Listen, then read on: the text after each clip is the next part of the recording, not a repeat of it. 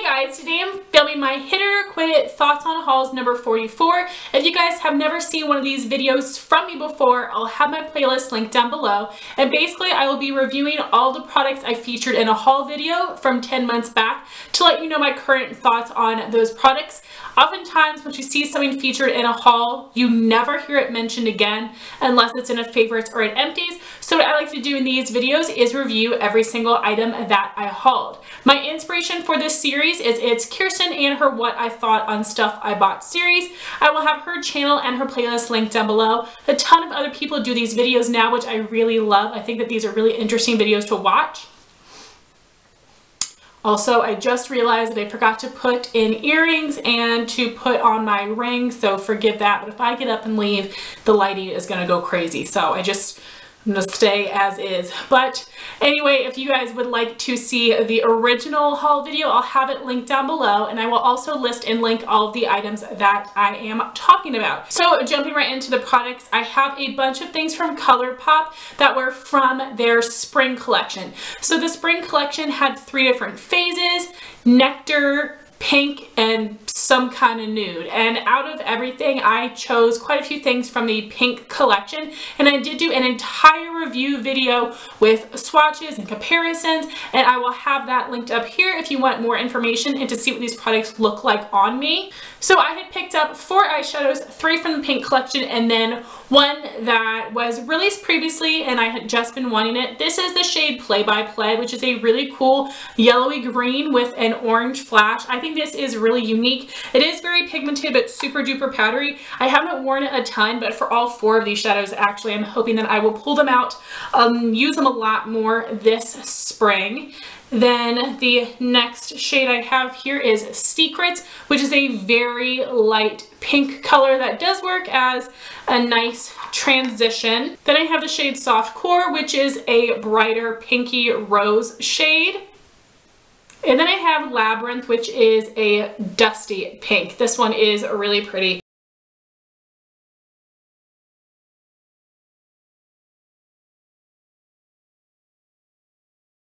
And I really haven't used these a ton, unfortunately. Out of these 4, I definitely like Play by Play the most and Labyrinth. The other 2 pinky shades I can do without. And all of these are super duper powdery. I think that they perform well, but I also think that ColourPop's formula has improved a lot, because originally I wasn't over the moon with the shimmers, but I do think that they are quite nice.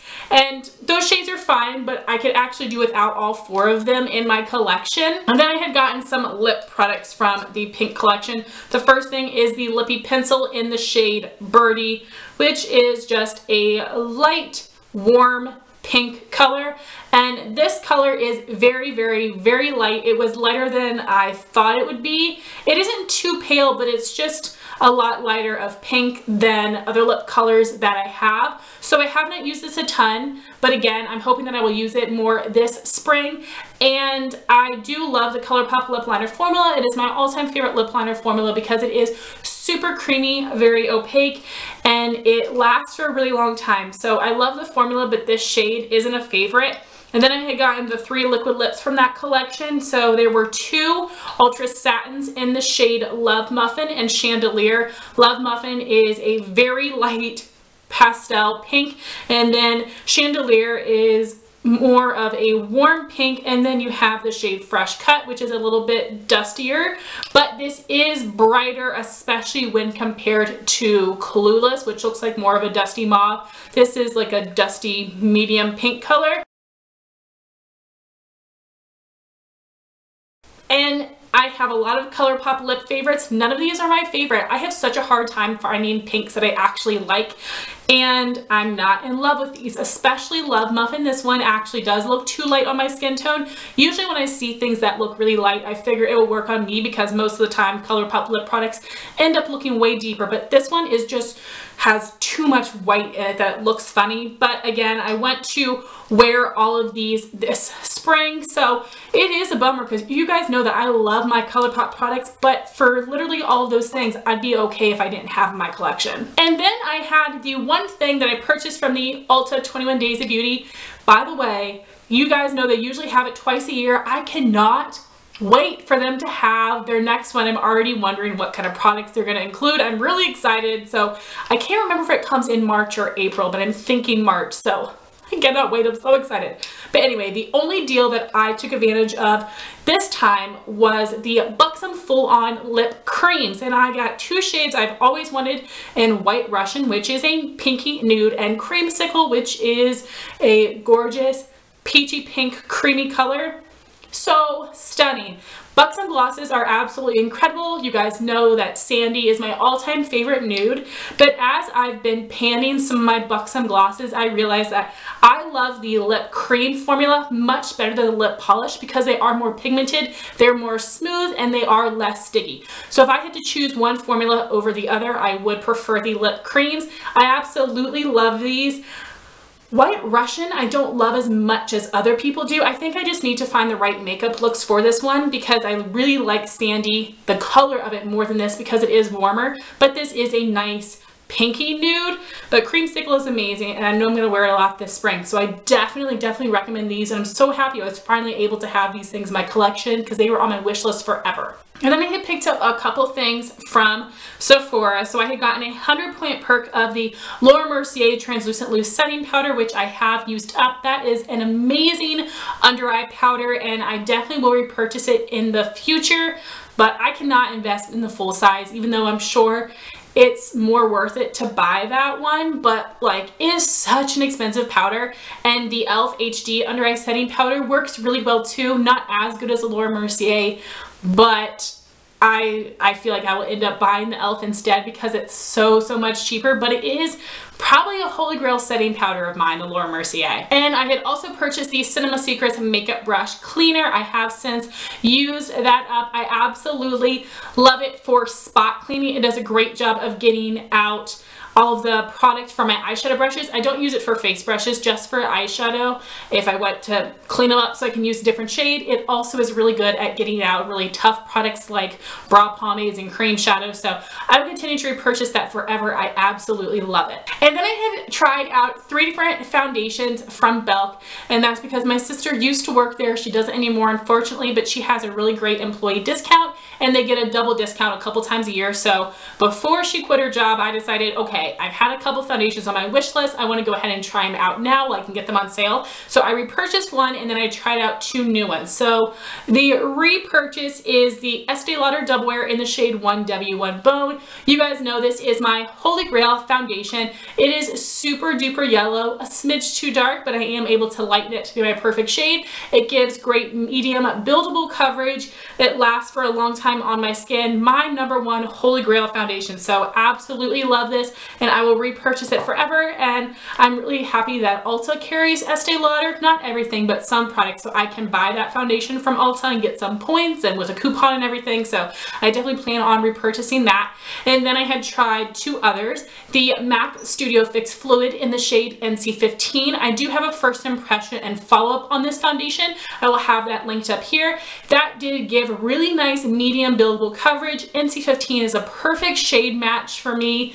The problem with that foundation is that it smelled like paint. Now, I have not tried the Wet n Wild Photo Focus foundation that everyone says smells like paint, but this one was so overwhelming. And I have terrible hearing, terrible vision, but oh boy, can I freaking smell. And it lingered on my face for hours. Now, I wouldn't mind if it stank while I was applying it and then it dried down and was good, but no, I could smell it on my face for hours, which was too much for me. And even though I did have a discount, it was still expensive. So if it wasn't near perfect, I wasn't gonna hang on to it. So I did end up returning it, but it was a really nice foundation, except for the scent. And the other foundation was the Lancome Teint Idole Ultra Foundation. I had the shade 140 Ivory in.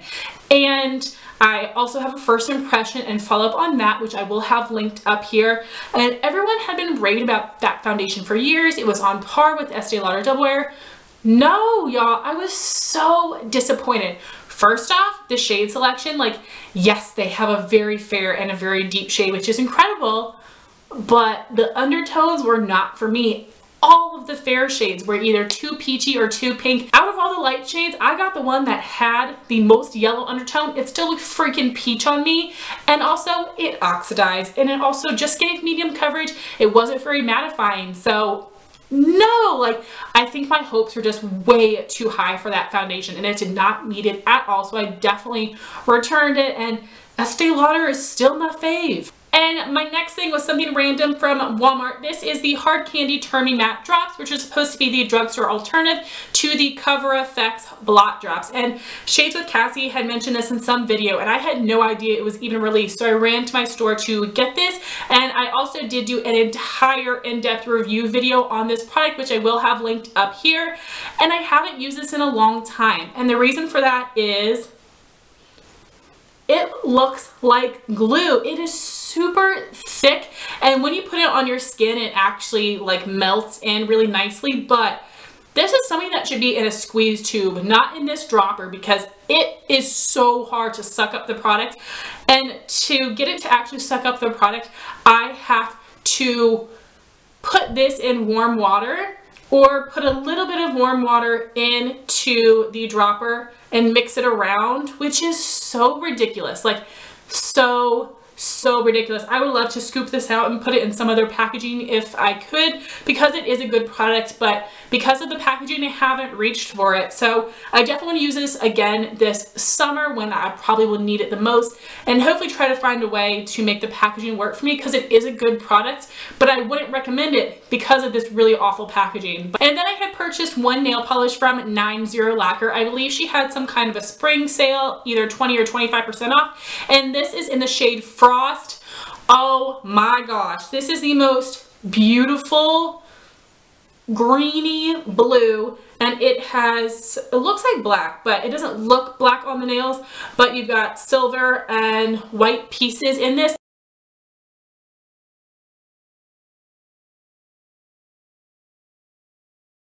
This was from a winter collection. This is probably my favorite blue from 90 Lacquer, and I have quite a few different ones. This is absolutely amazing. Opaque in 2 coats. I love 90's polishes. I think that they are all incredible. Amazing holographic polishes, great formulas. So highly recommend you check out any polishes from this line, but absolutely this one is my must-have favorite. And you should definitely follow 90 Lacquer on Instagram, because a couple different times a year they do have sales, and that's where they announce it. So check there. And if I didn't already mention, this brand was created by JessFace90, who is a YouTuber. She makes these all herself, which I think is absolutely amazing.